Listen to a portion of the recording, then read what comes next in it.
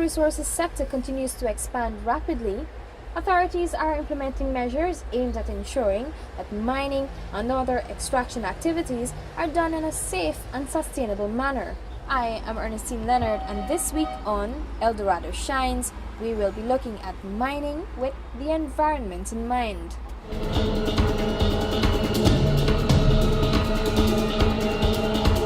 So, what are the overarching policies of sustainable mining in Guyana? How are these policies implemented, and what effects do they have on the mining industry?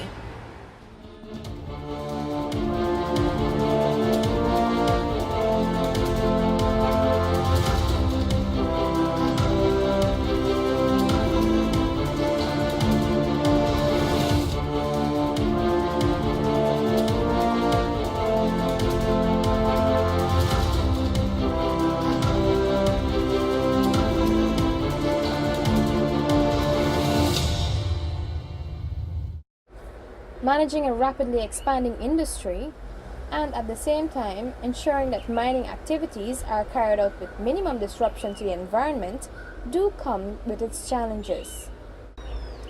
Officials recently disclosed that the country may be at risk of losing funds under the Guyana Red Investment Fund following the findings of the 2013 National Deforestation Report.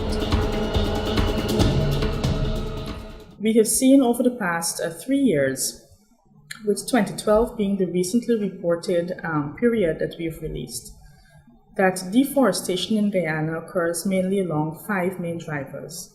We call them drivers of deforestation.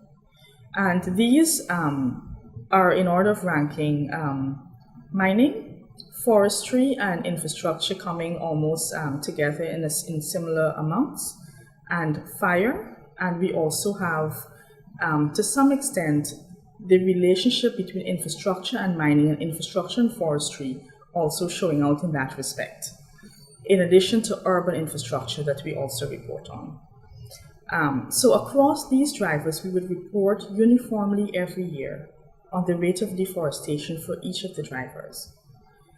Over the period 2011 to 2012, we have seen an increase in deforestation from, in 2010, if I'm to go back to 2010, it was 0.056.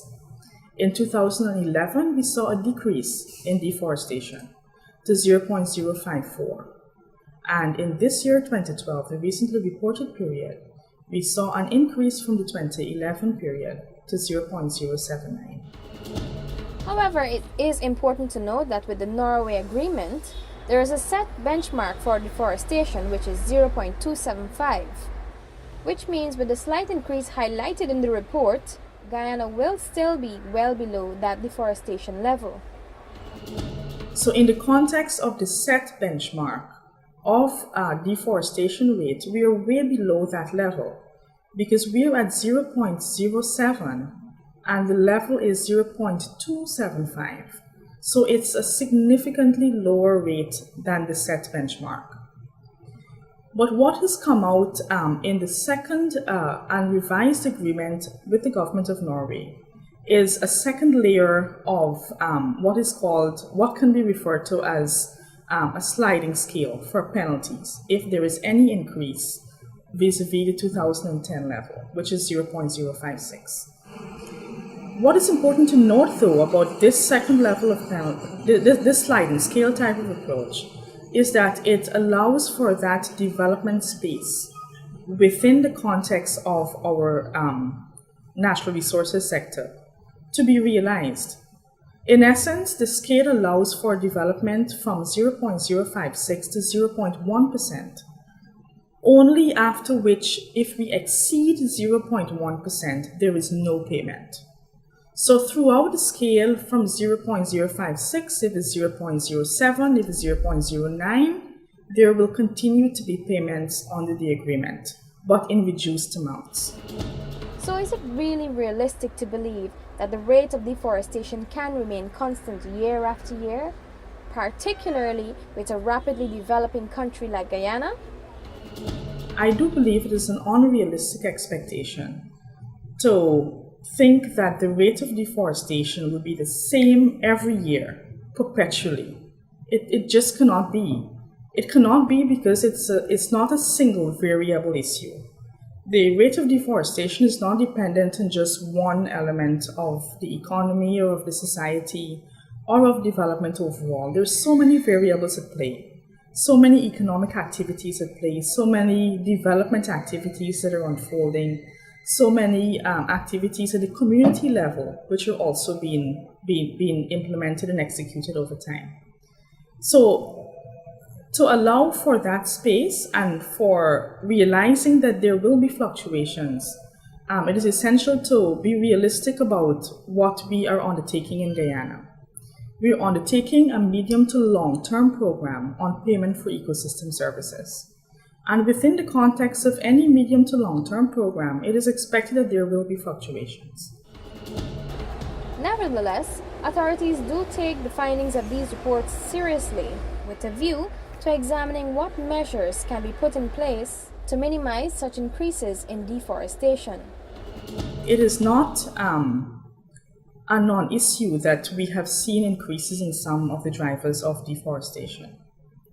Where we see the importance really being placed is the importance of the MRV and the results that the monitoring, reporting, and verification system allows for is to give us that information to be geared to see what it is we can address and to inform the development of policies to target those areas that need strengthening and improvement, as we have seen systematically reported over the 3 years. So the benefit of what has been done and what we have been continuing to do for the 3 years and in the future as well, in the near-term future, is to continually use the information for the development of policy, monitoring programs, as well as overall natural resources development in a more strategic manner. And that, I think, is one of the biggest takeaway advantages of what we see the results that have been reported and the system that has been developed will offer. So it's important to note that managing deforestation, the responsibility for managing deforestation spread across a number of agencies. In terms of the activities of forest concessions, the GFC issue, it is the direct responsibility of GFC. For the mining permits and licenses that are issued by GGMC, GGMC is responsible for monitoring that level. However, there is a cross-sectoral monitoring program that is being envisaged to take shape in the near-term future that will allow for us to be able to not only share information, some of which has started already, but for there to be a more holistic approach to the monitoring of activities within forest area overall.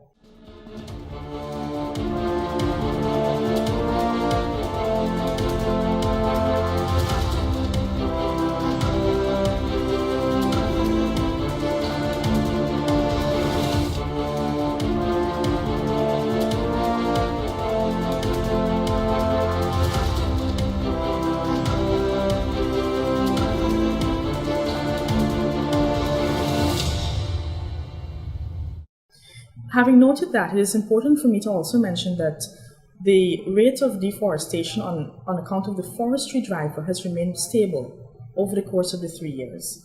It is actually in 2012, just 240 hectares have been cleared on account of forestry, the activities of forest concessions. And it is also essential to note that within the context of forest degradation, which is equally important to the rate of deforestation, although we don't hear too much about that, there has been a decrease, a significant decrease in forest degradation compared to the previous year, 2011. In 2011, it was reported at 5,500 hectares, and in 2012, it was reported at 2,000 hectares. So some of the areas have reported positive results, but the monitoring programs that have been in place have assisted greatly in allowing for the activities of the forestry concessions and the mining permits to be integrated and mainstreamed within the work we do. Of course, there can always be improvements and strengthening of existing systems to respond, and not only in a reactive way, but in a proactive way, to heightened level of activity within our forest and to perhaps new areas that are being entered within our forest cover that need to be monitored. So there always needs to be a continuous development in terms of strengthening of our systems a point which I think no one would deny would be essential in allowing for us to remain in good form in terms of our monitoring program.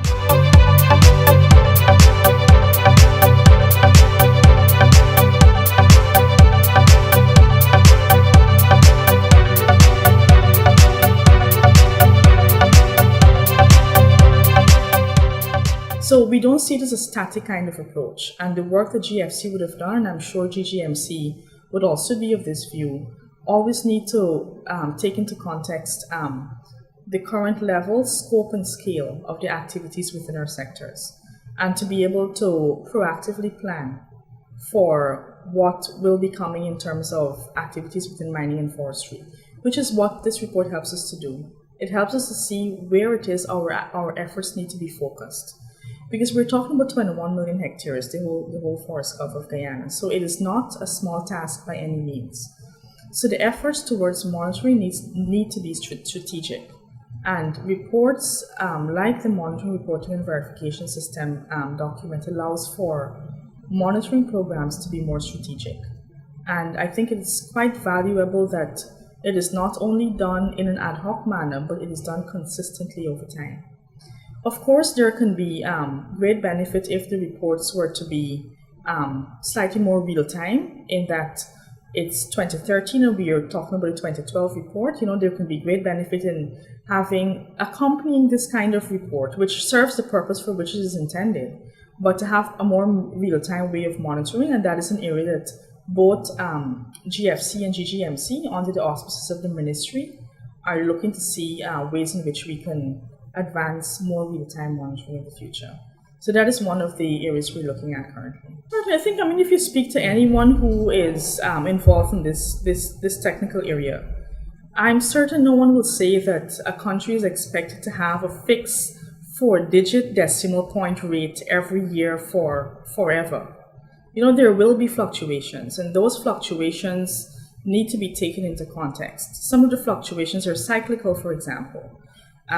What we may see, and I think in the 2013 report that this point can be made clearer in terms of seeing actual evidence, is that as new forest areas are entered in, let's say for mining activities, we will see an initial impact in that year where those areas are opened up. And as the activities, let's say for mining as well, continue in those areas in upcoming years, you wouldn't see that level of impact.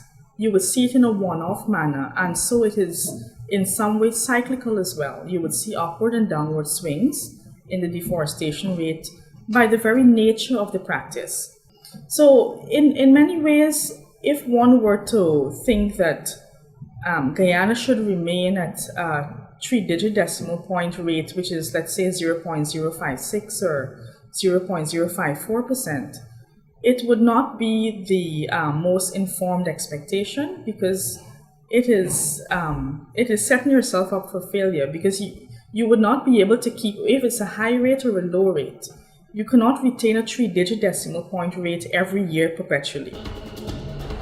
Nevertheless, authorities do take the findings of these reports seriously, with a view to examining what measures can be put in place to minimize such increases in deforestation. Recently, the Minister of Natural Resources and the Environment, Mr. Prasad, he traveled to Japan to have Guyana sign on to the Minamata Convention. And this is very important. As you know, this convention talks about mercury and stopping the use of mercury in the mining industry. Mercury, as you probably know, has detrimental effects on not only human health, but also the environment.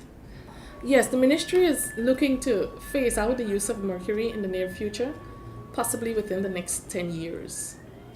What we are currently doing is GGMC has employed a consultant, and this consultant is looking at mercury, the importers of mercury, the distributors of mercury, and the users of mercury, and so on. This is to give the ministry an idea as to not only the amount of mercury that comes into the country, but for what and how it is used. The banning of mercury in the mining sector It's something which is pushed globally. And in fact, the minister, I understand, recently signed what's called the Minamata Convention. But leading up to that, the EPA had provided information, background information, and policy direction and so on to advise the minister as to whether, what action Guyana should take. So that is the role at this time. We advise the ministry on the issues, and subsequent to that, well, as you know, they've taken a decision and they've signed the Minamata Convention. We're very happy about that because mercury is an issue which is affecting the environment and people as well. And hopefully the sector can start using alternative technologies.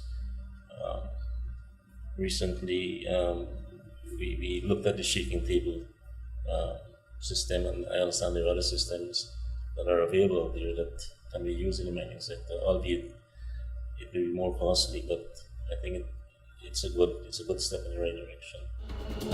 The ministry is also looking at introducing new technology as an alternative to mercury use. Additionally, the improvement of technology and mining practices are also very important, and they're important for several reasons. The first of which is to move the miners away from the use of mercury and to help them to improve their recovery. New technologies such as the centrifuge system is what the ministry is looking to have these miners use.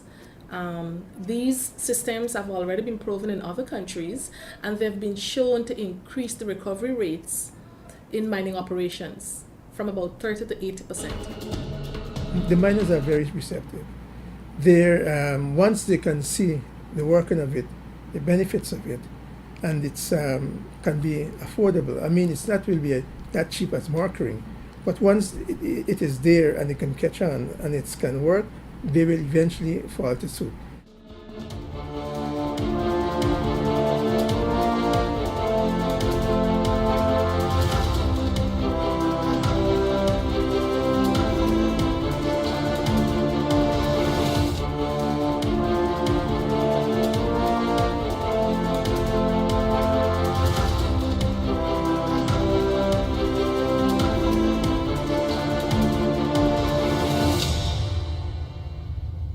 You are looking at Dorado Shines, mining with the environment in mind.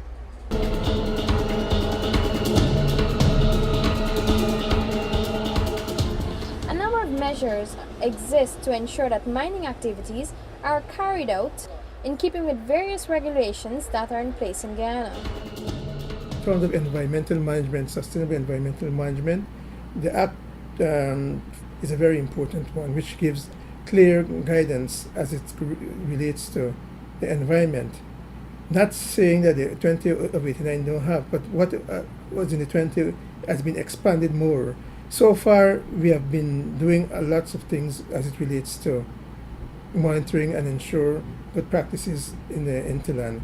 For example, we have a component which we describe as the environmental management. We have a component that is deal with occupational health and safety. We deal a component that deal with reclamation, and there's all that aspect combined to make mining a safe one or less destructive as it relates to the environment. For large-scale mining, the agency uses its environmental impact assessment process. Through that process, an application is made to the agency. There is consultation and development of a terms of reference for conducting the EIA study, and thence there is a submission of the EIA, which is then open for public consultation as well. These steps are outlined in the Environmental Protection Act. It starts from the inception when you submit an application. We have to go through the process of selecting consultants, approving consultants. Then there's the development of the terms of reference, which the EPA has to develop in consultation with the consultants. After which we would have public consultations, go out to have sector scoping meetings as well as public scoping meetings with stakeholders or communities that will be more impacted by any development wherever the mine will be located. And we finalize the terms of reference for the conduct of the study after these consultations. There's a 60-day review, as is outlined in the Act, for the public to comment on the document and sector agencies. And after this, these comments are compiled and sent to the consultants and the developer to have these addressed in a revised document. There's also the Environmental Assessment Board, which is set up in our Act. It's an independent board that oversees the environmental impact assessment process. And they are also required to review the document and provide recommendations to the EPA on whether the document is acceptable and what are some of the terms and conditions that should be included in the permit once it is given the go-ahead, once the document is approved. After the consultant would have revised and the developer would have revised the document to incorporate any comments or outstanding issues, it is submitted again to the agency, and there's a 30-day period that is set up for us to review the document once again to ensure that it has covered all the issues. And at this point, the EAB may also have another hearing going out to the communities as well, to have another hearing if they do not feel that it is adequately covered, to get the feedback basically. And once this is done, it's not done in all cases, that is if the document was not did not clearly address the issues that were highlighted previously. And once this is done and everything is in order and the document can be accepted, we will accept the document and proceed to draft an environmental authorization for the company with conditions that we hold the developer and the company to coming out conditions from the environmental impact assessment study that they would have done, as well as the environmental management plan that was incorporated in the study. And then the developer has a role to play in terms of he has to review the terms and conditions and accept them, and the permit is signed, and that's how we issue the permit. That it's a very lengthy process. It can take up to a year depending on when the study is submitted to the agency. So we do inspections, we do audits from time to time to verify that they're keeping those conditions. If by any chance we find any breaches, we then will take necessary steps, which would include an enforcement notice to the company. Say, okay, you're in breach of such and such portions of the regulations, or as part of the conditions established that you've agreed to keep to, and then set out recommendation for mitigation that they should take. And we establish a time period in which they should keep to that or implement those measures. The emphasis being placed on protecting the environment, even as the sector develops and expands, will continue to play a major role in crafting the policy. It is the hope of the authorities that the mining community continues to comply with and support these initiatives. Miners, as we have known them to be, as I said, they're always willing to listen, willing to learn, willing to try new things. The idea is that yes, mercury will be banned at some point in time. Your management of your operation has to be much more different than it was. In a global setting, there is areas for you to able to have your end product meet at what they make on the green market.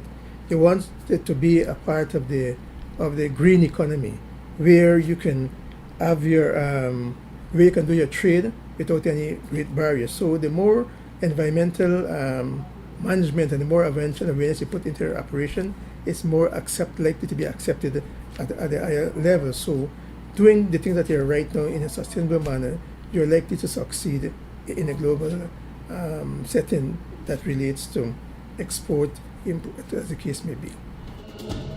the environment is everybody's business. So all stakeholders are encouraged to, and citizens of Guyana are encouraged to be more environmentally conscious and take the necessary actions to prevent any harm to the environment. Because it is not a single agency undertaking to ensure the forests are protected.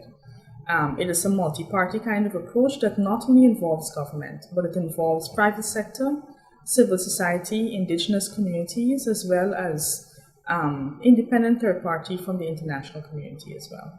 So we remain steadfast in ensuring that we continue to keep track of our main goal, which is to ensure sustainable forestry. Whilst the ministry through GGMC has mechanisms in place or legislations in place to monitor mining areas, I still believe that the onus is on the miners themselves to understand, or to also, after mining, to ensure that they take care of the environment. We will continue to engage the miners. We will continue to engage the GGDMA to ensure that mining is done in an environmentally friendly and in a sustainable way. As the growth and development of Ghana's natural resources sector progress, policymakers and all stakeholders are expected to work closely together.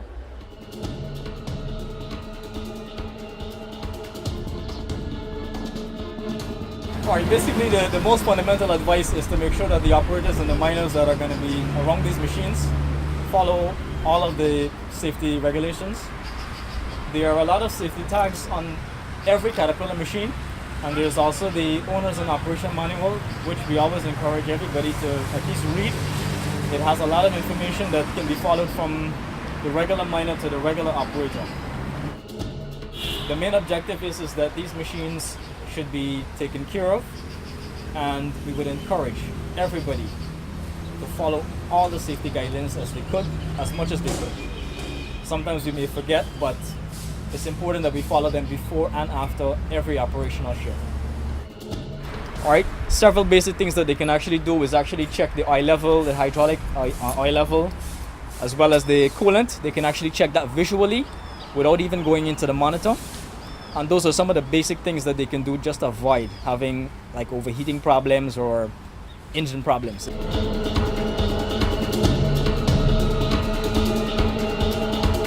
basic mounting procedure from Caterpillar is that we must face the machine, and basically there's going to be about 3 points of contact. We can use 2 hands and either the right foot or the left foot. In this case I'm going to use the left, and I'm going to mount it face forward, enter and turn to sit on the actual cabin seat. These are the seat belts.